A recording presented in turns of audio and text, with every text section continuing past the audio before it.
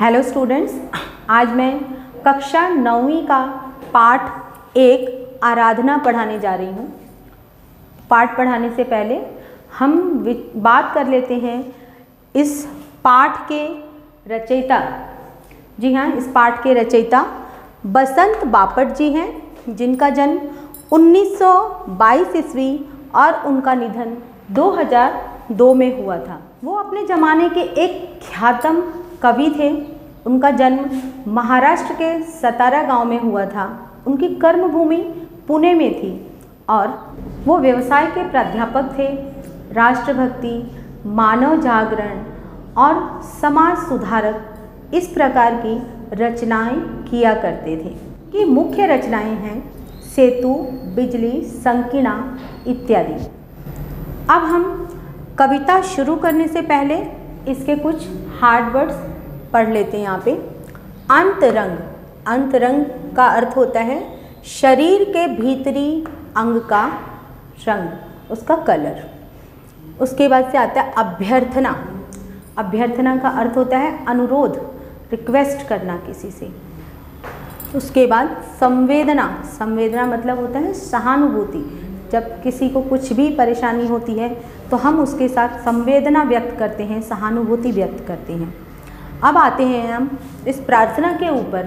कवि जो है मानवता के लिए किस तरह से प्रार्थना कर रहे हैं, आज हम इस प्रार्थना में वही चीज़ देखेंगे। देह मंदिर चित्त मंदिर एक ही है प्रार्थना, सत्य सुंदर मांगल्य की नित्य हो आराधना। दुखियारों का दुख जाए है यही अभ्यर्थना, वेदना को परख पाने जगाएं संवेदना। जैसा कि मैंने बताया कि यह जो है एक आराधना है, एक प्रार्थना है। ईश्वर से कभी प्रार्थना कर रहे हैं कि जो हमारा शरीर है, हमारा मन है, वही हमारा जो है भगवान है और हमें उसी की प्रार्थना करनी चाहिए, उसी की पूजा करना चाहिए। मंदिर मस्जिद में जाने से कुछ नहीं होगा। यदि आप अपने आत्मा की पूजा कर रहे हैं और दूसरे की आत्मा की पूजा कर रहे हैं, किसी का दिल नहीं दुखा रहे हैं, किसी को परेशान नहीं कर रहे हैं, तो वो सबसे बड़ी पूजा होती है। सत्य सुंदर मांगल्य की नित्य हो आराधना।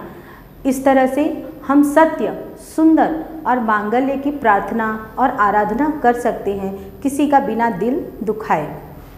दुखियारों का दुख जाए यही है अभ्यर्थना। हम मनुष्य के मन में क्या होना चाहिए कि हमारी वजह से किसी को तकलीफ़ ना हो और जितना हो सके हम किसी दुखी व्यक्ति की मदद कर सकें और उसका दुख दूर कर सकें।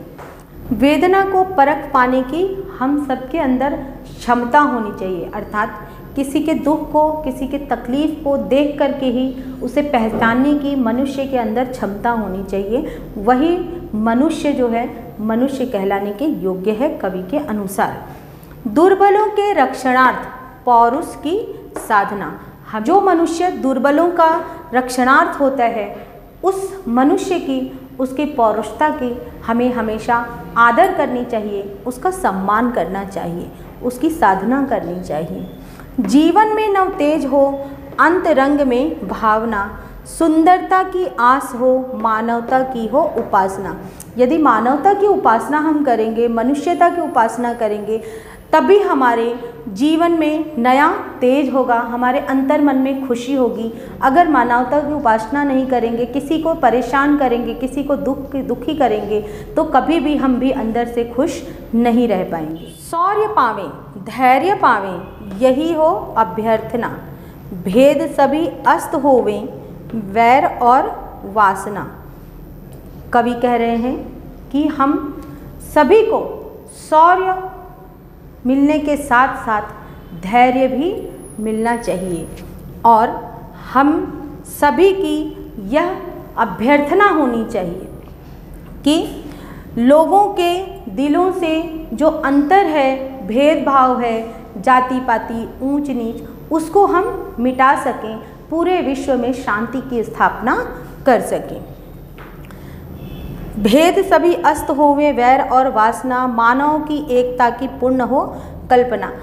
सभी प्रकार के भेद अस्त हो जाने चाहिए, अर्थात खत्म हो जाने चाहिए। सिर्फ एक मानवता ही सबसे ऊपर रहनी चाहिए और दूसरा कोई भी चीज़ ऊपर नहीं रहना चाहिए। तभी विश्व में शांति की स्थापना होगी और चारों तरफ खुशियाँ ही खुशियाँ दिखाई देंगी। मुक्त हम चाहें एक ही बंधुता की कामना। इस प्रकार कवि कह रहे हैं कि हम मुक्त होकर के सिर्फ एक बंधुता की, एक भाईचारे की कामना